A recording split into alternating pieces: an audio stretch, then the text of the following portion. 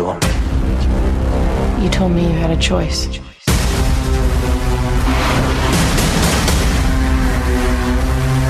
I'm done playing your games.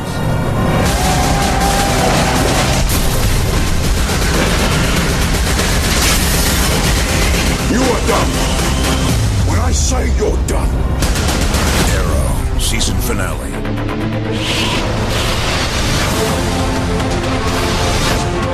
What if I'm not a hero? What if I'm just some guy who was struck by lightning? I don't think that bolt of lightning struck you, Barry. I think it chose you because you can inspire people, watching over your city like a guardian angel, making a difference, saving people in a flash.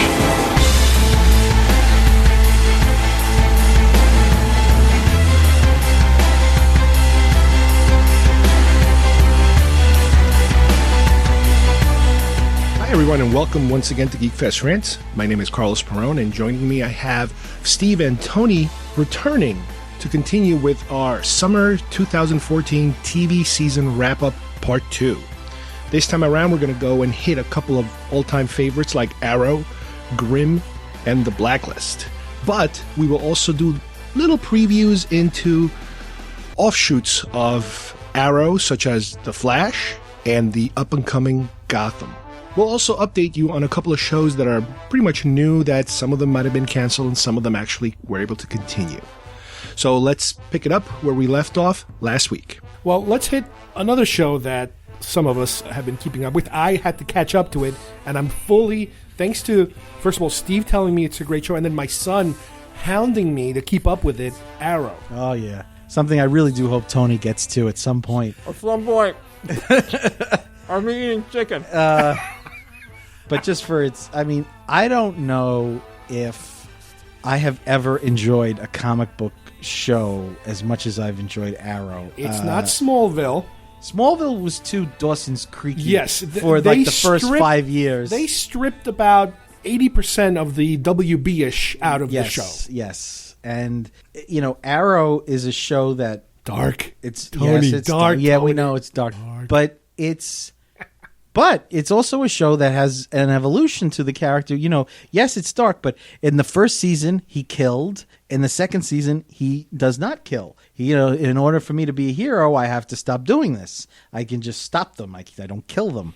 It doesn't work out too well. Well, you know, but he's got the best intentions. I just love it. I can't say enough about it in terms of how, even like the Marvel movies, they bring in aspects of the myth. It's not chapter and verse from the comic, because it can't be. But the way they bring it in is great. I love the flashback, flash forward kind of losty vibe. The that arc. The show it has its own arc. It has its own arc. It has a 5 years ago story, but the 5 years ago story always sort of dovetails with what's going on in the present day. We're always catching up to that. And you know you're never there, because when you first met his character all coming off the island, he still looks and acts very different than the flashbacks we're getting now. Yes. He's not there yet. Right. And which, again, it goes to show that these people who are doing the show have a plan. Mm-hmm. I think this season was much better than the first, even though the first was great. Again, it kept bringing in elements from the comic, and as for me, the more you do that, the happier I am. So there was no sophomore slump in Arrow? No, as a matter of fact, it was just the opposite. It built up. And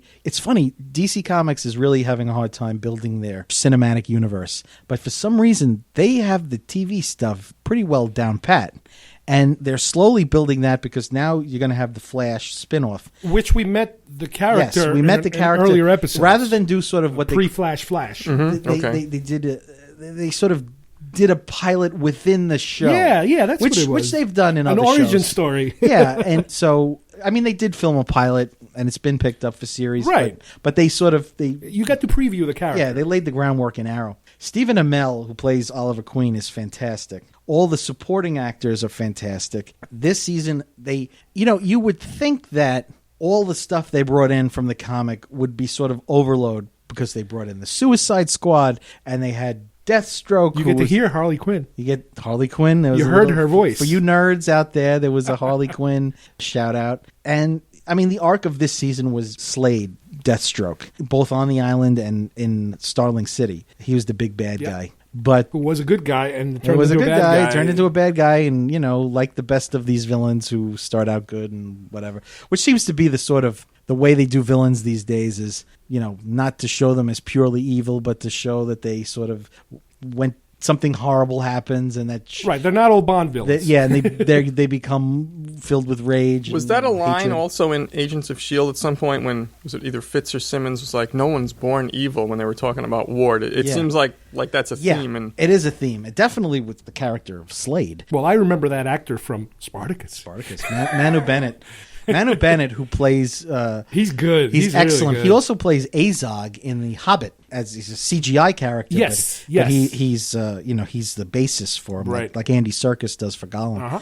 But he's a very physical, imposing actor, and he's sort of this mentor-mentee relationship that he had with Oliver that's sort of been turned into really a bad place. But I just can't say enough about the show. I love the fact that they do introduce certain things, but if you've read the comic, you're saying to yourself, for example, the character of Laurel Lance, she's the character who's supposed to become the Black Canary. In Arrow, her sister is the Black Canary. But yes. So it looks like they're passing the torch. Yeah, there's a sort of interesting thing where in the show, Ollie's sister Thea is nicknamed Speedy. Now, Roy, who is sort of his protege, future partner, boyfriend of Thea, is Speedy. So I say to my wife, who doesn't care, that I bring these things up to her.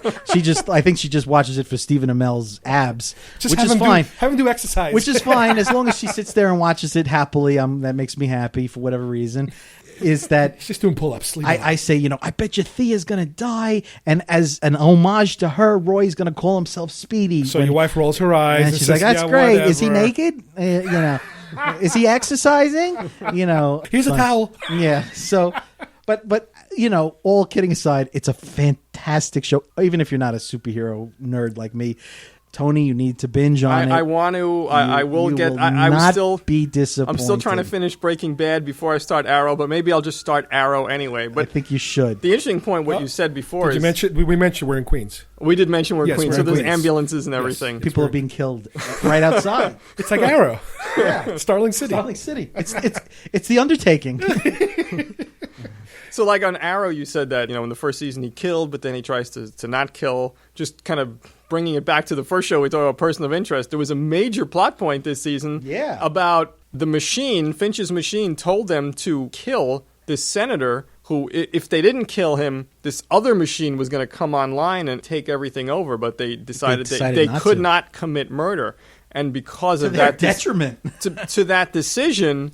now they're being hunted, but at the same time, that would have, meant losing a part of themselves, just committing murder. So exactly. So again, I guess that's another relevant theme these shows deal with, the choice to not kill someone, even if it's supposedly the better choice. Now with Arrow, obviously we're moving on to future seasons. The show's getting pretty good ratings, and as a result of it, like Steve said, they are going to spin off The Flash, and we've got a little peek at The Flash already. They put out a trailer, a 5-minute trailer, and wow, talk about it has the feel and vibe of Arrow. It's that world, and again, I'm so glad it doesn't go to WB world of Dawson Creek and all that other stuff that Smallville used to suffer. Smallville, I had to give up because Smallville, if you stuck with it, it's 10 years. The last 5 years were so much better than the first 5 years. And the last 5 years, the last 3 years felt like kind of Arrow-ish. But you had to get to that point. What's also interesting is that the creators of Arrow, in the very beginning, and they've gone back on this, which I'm very happy about, is they were going to be like, no powers, no one has powers, it's just physical athleticism and blah, blah, blah. But now, going with the Flash, and you can't do the Flash, and the Flash's villains without powers. So they just kind of threw up their hands, and they were like, you know what? Forget it. Let there be powers. And I'm just happy about it. Just embrace it. There is, as much as you can with these shows, an element. I don't know if realism is really the right word, but I can't think of another where. They do try, and they try this with the movies like the Marvel movies and stuff, where they try to base it in some sort of reality, but it's sort of a hyper or a heightened reality that they're giving us. The science is kind of plausible, but maybe a little ridiculous, if you really try to pull it apart. But it's stuff that's based from a comic book. You got to give it a little latitude. Well, speaking of comic books, you also mentioned earlier there's another one that's coming that we've gotten a preview for, and that is Gotham. Now, this is going to be a Fox show, I believe, right? Yes. And Shot tell at us, Steiner Studios in Brooklyn. Wow. Tell us a little bit about how they're approaching. I mean, we don't have too much information, and we have other shows to talk about, but tell us a little bit about how they're approaching the Batman world in this manner. It's no Batman. It's Gotham. It's young Bruce Wayne. It's young Bruce Wayne. It's after the murder of his parents. Commissioner Gordon is a young guy. Cop. And I forget the actor's name, but he was in a show called Southland, which I loved. He's a fantastic actor who's playing Gordon. And a lot of the villains young. Yes, much pre-villainous villains. Pre-costume and everything. And Donald Logue, who's a great actor and who's late of Law and Order. Harvey Bullock. Is Harvey Bullock. And you have, in the, again, long extended trailer that they gave us to preview it. And it looks like, this is how I'm going to, play, I play games with my wife to get her to watch shows. And I'm going to be like, yeah, it's a cop show. And see if she gets it. As long as she doesn't see, based on the DC Comics characters in the credits, which she might very well be looking down at her laptop, it just may completely go over her head. And as long as there's not, costumes and all that kind of stuff, she might be like, yeah, this isn't so bad. But I would say probably you're looking at a good 10 years before he becomes Batman, because he's, you figure, what is he, like 12 when his parents are murdered? Yeah, and that's part of 13? What they're going to be covering that exactly. And interestingly, I was talking to another friend of mine who loves Batman, and he was kind of like, he's eager for the show. But his point was, I could do without Bruce Wayne. Just show me Gotham. Just do the whole, do the villains, do Gordon. He really wasn't looking forward to the Bruce Wayne aspect of it. How much can you do with a little kid? Well, I think that's part of the hook. They want to, entice people to see how Bruce. I assume Bruce is going to develop too. Yes. So yes. And Alfred. The actor playing Alfred, who you really didn't see in the trailer, is a guy by the name of Sean Pertwee. He's a British actor. He's perfect. You think of him as sort of like the younger version of Michael Caine. I think he's going to work very well as Alfred. So yeah, that could be fine having Bruce in the show. The fact that they have the young Selena Kyle, makes you think that, yeah, he's going to be in it a fair amount, to interact with her character, the young Catwoman, and the young Penguin. It's funny because the Penguin is the sort of joke character who Christopher Nolan never touched, because I think he was a little too ridiculous, that you couldn't really do him in Nolan world. Mm-hmm. But I think the way that they're approaching him, he's a sort of a second banana to Jada Pinkett, Will Smith's wife. She's like a crime boss, and Penguin is going to Cobblepot is going to be I don't know if it's her second in command or just one of her toadies, but he looks like he's going to be sort of a character who gets thrown around and beaten up and mistreated, and so I'm actually very interested to see how him in particular, to see how he evolves and how they approach him as a sort of a serious character. I don't know how much it's going to be inspired by Nolan. Maybe it'll take its own turn. Maybe have you read Batman lately? Have no, they turned I him have into not. a more serious character? Maybe. Well, no. Batman's always been, in our lifetime, has been very dark. No. But the Penguin, maybe he's become a more. That's possible. He's always been, because all the villains nowadays have been kind of, yeah. They've had troubled childhoods and whatever. Yeah. And since the Nolan movies, you should see what they've done to the Joker. Mm-hmm. If anything, they've turned him into Heath Ledger. Visually. Wow. Really kind of gone the Heath Ledger route. So yeah, that's entirely possible. Mm-hmm. But I'm very excited for it. Very, very excited. And I think you should watch that right off the bat, Tony. We'll see. Well, we have a couple of other shows. Any finales? That's the thing. A couple of other shows that not only have they ended.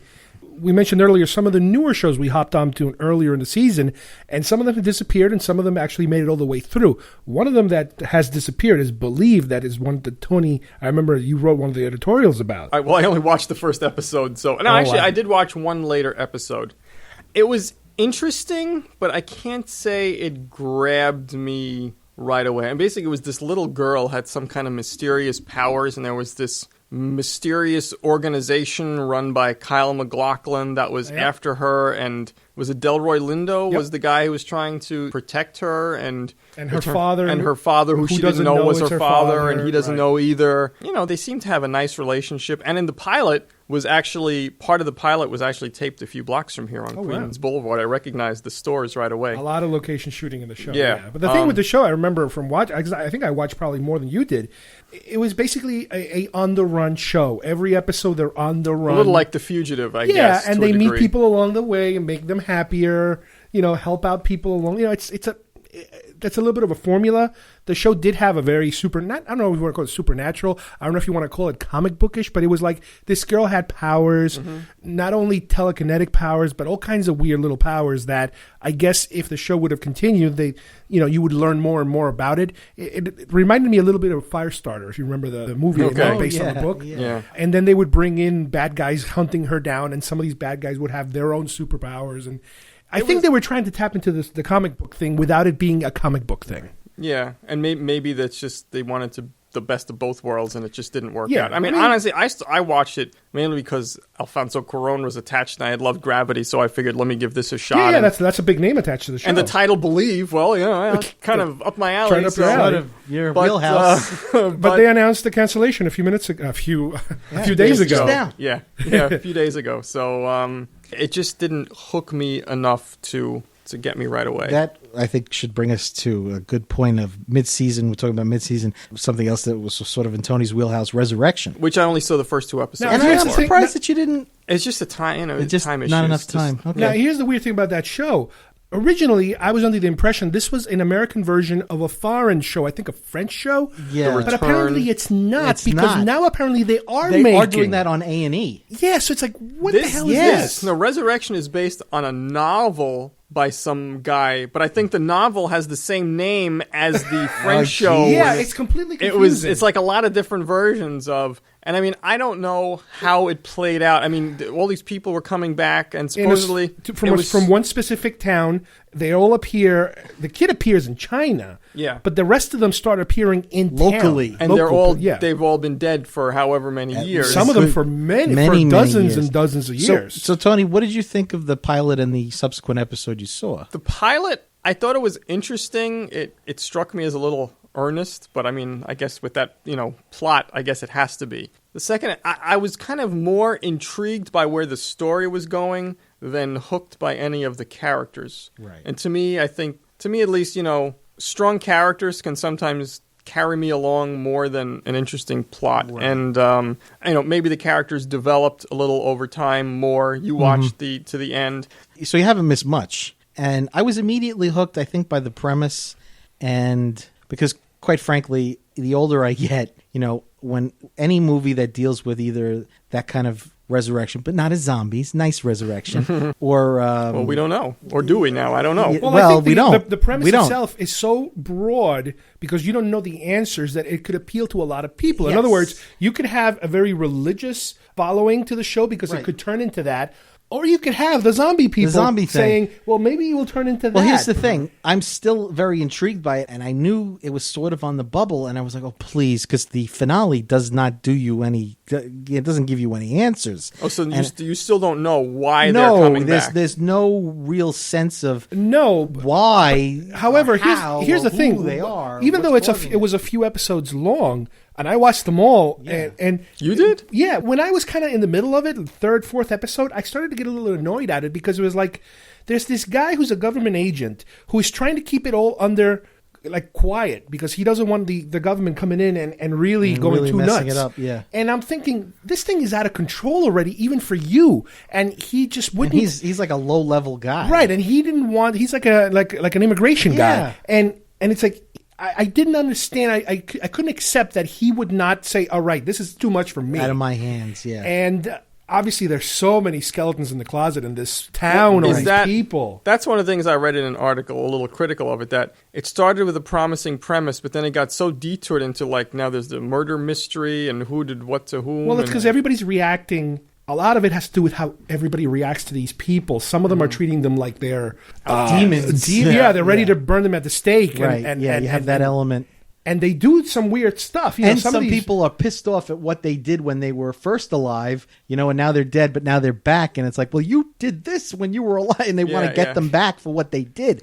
And I think this Have is they dug up any of the bodies? Yes. Are the The bodies, bodies in exist. The bodies are are there? That freaked me not out. only that, but one of the new people that came back died and came back again. And her second body. Now, in theory, there's two bodies now. And one of the guys, the guy they put in jail, disappeared. On like CCTV footage, they're like looking at him, blinks out of existence. I'm curious now, if they're going to go for like almost a multiverse explanation. Well, yeah. See, that's the thing. Like, I'm so intrigued, but this could go right off the rails. Oh, you know, I'm definitely down for season 2. But that's my point. Whatever the answer is, and they're going to have to give us something. They can't do. They'll give us nuggets. But you can't do the Lost. The 7-season thing where you got to wait till the last minute. No, yeah. I have a feeling the minute they give you something solid, you're going to lose half the audience. Which is why they probably would delay that. But again, it's like you have to, and this, I think Carlton Cuse and Damon Lindelof said this in a recent interview about Lost. You have to pick a way to go with the story, and they came down with the spiritual, supernatural explanation. Once they did, they were committed to it. So this show, with a title like Resurrection, you know, there's definitely people are gonna either expect some kind of religious dimension, and if you don't give it to them, then you're right. You're probably going to lose half your audience. And I got to be honest with you, I'd be surprised if they go the religious dimensional route. You know, like that you know, higher power or supreme being, end, like that. Well, I have a one feeling of the characters a preacher. Yeah, and his former girlfriend comes back, and she's and pregnant. She was pregnant when she died. And because she's still pregnant. She's pregnant with his kid because back then he wasn't a preacher. He was just a kid. Yeah. But I'll tell you what, the last couple of, especially the last episode, it had this close encounter-y vibe. Well, that's what I'm afraid of. Because you got people dressed in like World War II military outfits coming back. Some critics said that it was almost turning into Under the Dome, which I don't watch either. I see a parallel in just the way that the paranoia aspect of the show has a very sort of Under the Dome feeling to it. And I know Under the Dome is straying very far from the original text. I'm hoping... I mean, again, I have a feeling that invariably I'm going to be disappointed, but I just didn't want this to be aliens. You know, I just but you almost feel like it's got to be cloning of some kind. Now, if you're going to if we're talking about Under the Dome, spoiler, the book. Oh, I know the is aliens. Yes. I don't know what they're going to do with the show. Not necessarily. They could go somewhere else.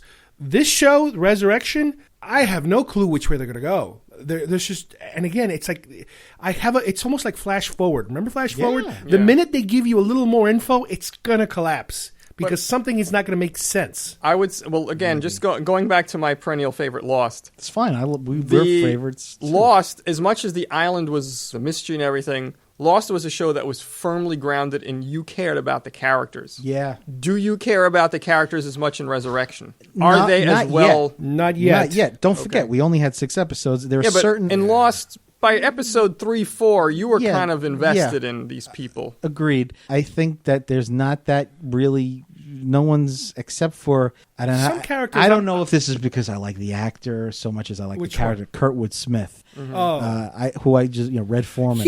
I love him. I think he's a great actor. So far, he had a good arc of a guy who's just angry and he's the guy who's softening up to what this kid could be or is. He's had the most sort of some of the characters journey in the 6 episodes. They make me upset. Like the sheriff. It's like this guy is so upset at something that happened years ago with his wife, who just found out his wife was cheating on him, and his wife just came back, and now he's pissed. Now he's well. That's what I'm saying. He's pissed. He's plotting against. It's like, oh, he's so the he's sheriff. more focused on the fact that he's not focused on his dead wife being back. He's focused on the affair. He's angry at her. But that's what happens. Is that the minute they come back, once you get over the shock, then it just automatically goes into whatever was at the last. And that for last these feeling people, you no had time for them. has passed. Yeah, the people coming back is like it's the day before. Right. Yeah. Everybody else had and 10 years, 20 years, whatever amount of time. But with as far as the sheriff is concerned, like again, look, every show needs an antagonist, and he's become the antagonist. He's become the leader of the lynch mob. He's Right, but- become but by the end of the one season- with the pitchfork trying to get the monster. By the end of the season, it's even out of his hands. He kind of realized he went too far, went but too now it's far. in the Army's hands. So now you have a new bad You'll guy have a new to bad deal guy. with. Although I'm sure he'll still be, unless he's totally replaced by But someone else. even though the Army is being portrayed as the bad guy, I still kept saying to myself, this is out of control. You need to have some government agency in here because you need CDC, you need FEMA, everything. you need everybody in there because But once the government comes in, aren't they going to like dissect them and kill them? And that's the fear of kind of like Bolivar Trask and X-Men, which we'll talk about in a separate show. Here's where I think a show could, and I like to see the networks do this more now, is where, you know what, don't milk a 22 episode season, do 13, do 10. We've talked about this so many times. We've talked about this. This show could benefit from that, where you don't have to just agonizingly stretch a show. Everybody doesn't have to be lost. Well, Lost in its final seasons was like 15 And Lost episodes.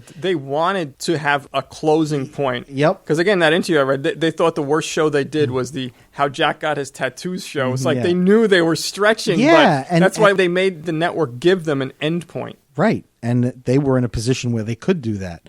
But I think if they're smart, and if I know it was renewed, but I think ABC would be well advised to make it like 13 at the max, but they probably won't. I know the more characters they bring back, the more opportunities they have for shows to focus on them. But I just think that, it's a show that would benefit from a shorter season. It's a show that also, it seems to hinge on the mystery. Yeah. That's the problem. So that's the problem.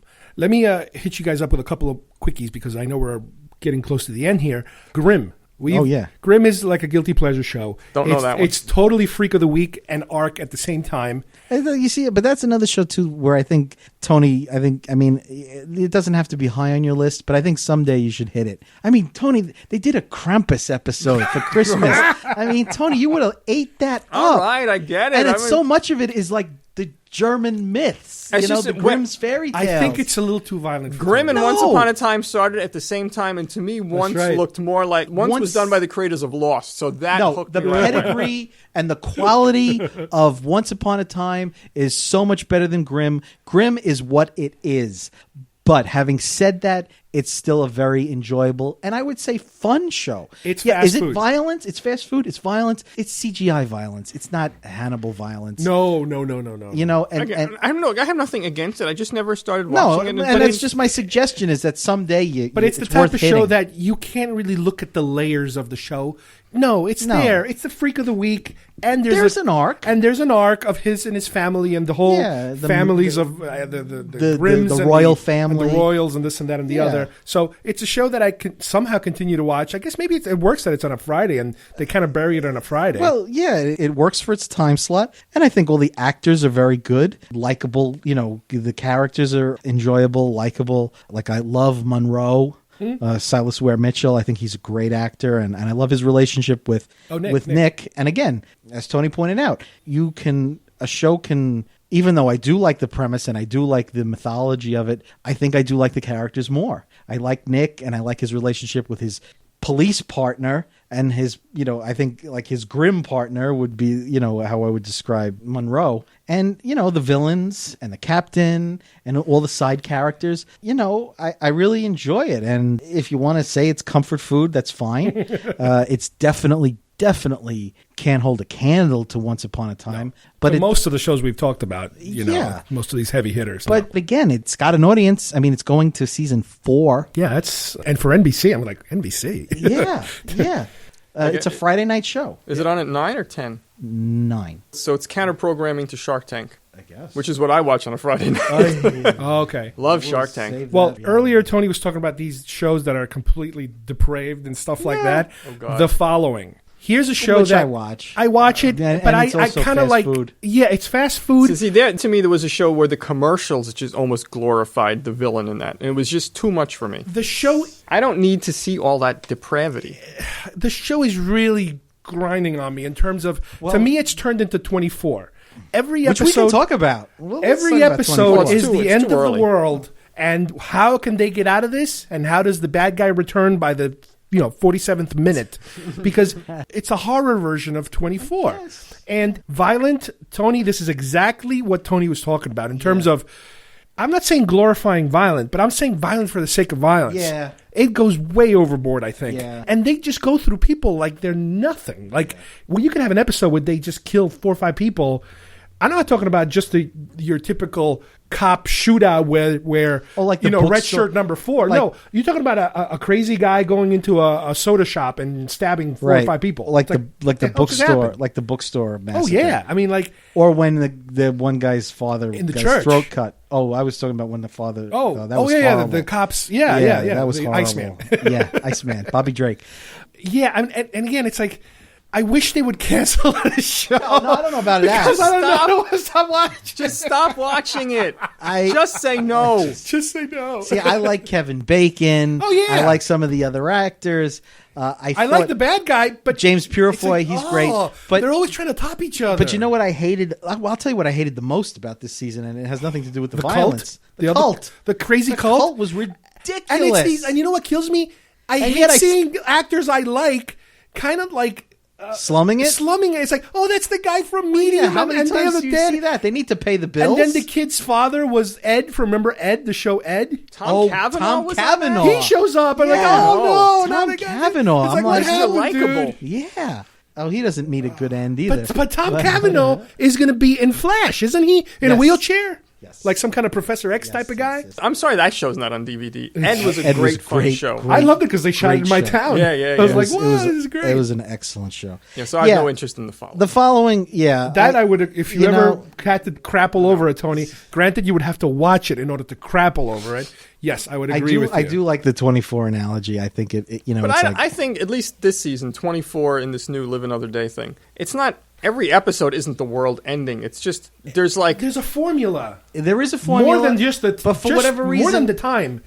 There's this. No, it's less about the time because it's this Well, I 12 think I think episodes, and it's not every hour. They're not showing you every hour. I think that's going to benefit from not having to stretch it to 24 I agree. hours. I agree. Because a lot, in the middle of the season, a lot of times, those stories were like, I just the feel B like I've story- seen every the episode B already. story of 24 was always crap, and I think this is going to tighten. The pacing is going to tighten. You're watching it, right? But here's what drives me crazy with 24 and the following. They'll take an episode or two to develop a new character, and they kill him. Develop, kill, develop, kill, develop, kill. well, isn't that what The Walking Dead does all the time? Not exactly. Well, they usually give them a They- couple of seasons, then they kill They them. seem to run through but characters 24 like- had this thing where they'll introduce to you a new character, and you're like, it's like is he a good guy? Deadbeat. Is he a bad guy? He looks kind of shady. He must be a bad guy. Oh no, he's a good guy. And then his girlfriend is the bad guy. Oh my god, I don't. Yeah, well, and with all that in 10 24, minutes. with 24, like what I always didn't like was like, and in this case would be like the Yvonne Strahovski character, where it's like, you know, her husband was a terrorist and she didn't know he was a terrorist, and you know, does that make her shady? There's always got to be some shady character who's going to turn and be the mole, and some Yep. you know, like with 24, and that might be happening. And I don't know, like I said, I don't know if it's because the show's been away for a while that I don't mind the cliches so much. Have they hinted that there's a mole again? I think so. There's always a mole. I mean, there's been 4 episodes. Actually, there should be 7 moles. Every they 2 should get their moles episodes. checked. Go to a dermatologist. God damn it. Every If there's 2 hair episodes growing out, there's They going to should, be an they episode. should break precedent and not have a mole that in would the be CIA. yeah. See, that would be great. That's called a different show. I was kind of like, really, don't do that. No, but they did, and I I'm didn't like, see this week's yet as of this taping. I didn't Yeah. see that. I'm hoping that they keep Yvonne Strahovski as a good guy because I like her, and they do need to. If they do bring the show back again, I think to me when 24 really started going off the rails was the episode when they killed Michelle, the president, and Tony, even though Tony wasn't really dead, within the first 20 minutes. That was like they were just trying to shock the audience, Yeah. and from that point on, it was just too much. You I got rid of thought everybody. when 24 went off the rails is when Tony came back. Well, that was the same season. Yeah. I think they realized, hey, maybe we kind of jumped the gun on this. Yeah. Well, listen, 24 is not a show that has ended yet. It's just kind of started. Well, we so just wanted to we're- mention it. We're going off to because it brought us here from the following in a way. But let me just wrap up with one more show. I don't think Tony watches it, but you, I think, like it. I love it. The Blacklist. Oh yeah. That is again, Tony. Oh yeah. Not a show for me. Oh no, no. this would Yeah, be perfect. I think- especially the person of interest angle. Yeah. the espionage and the the weird governmental spying type of stuff.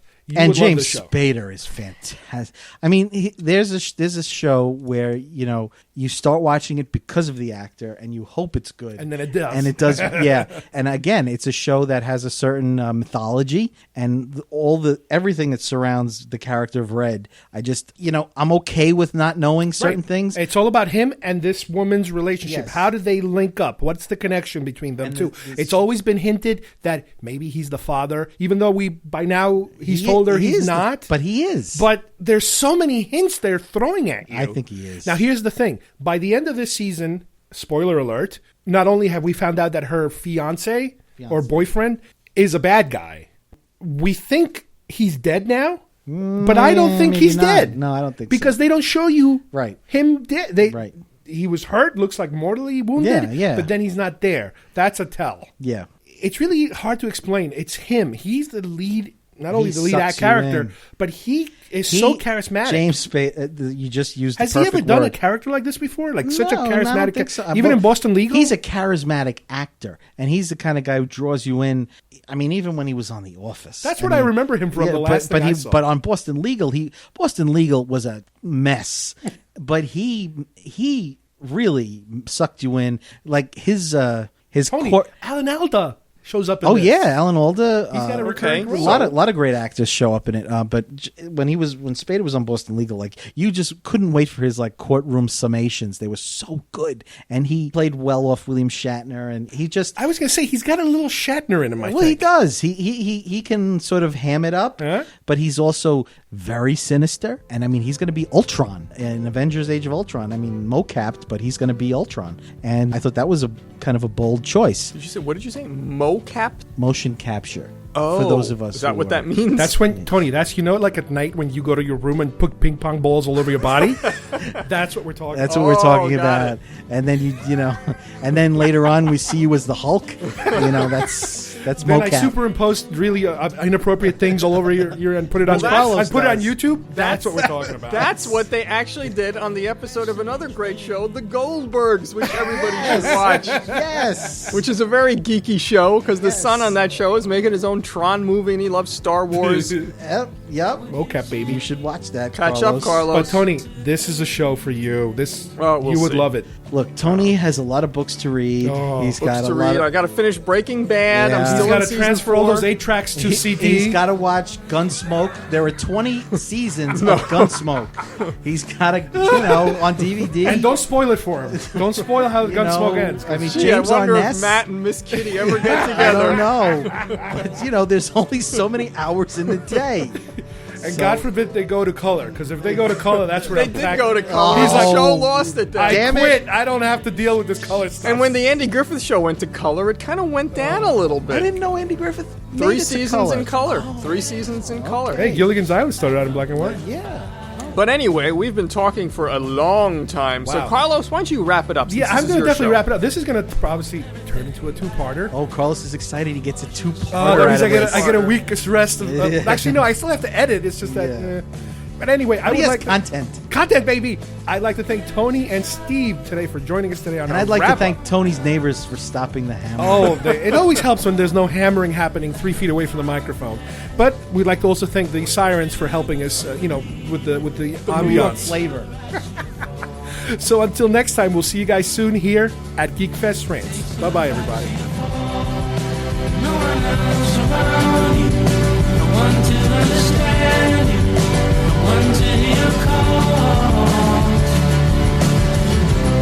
Look through all your dark corners. You're backed up against the wall. Step back from a line of fire. In 1990, a man turns his back on his family, his career, his country. He simply vanishes.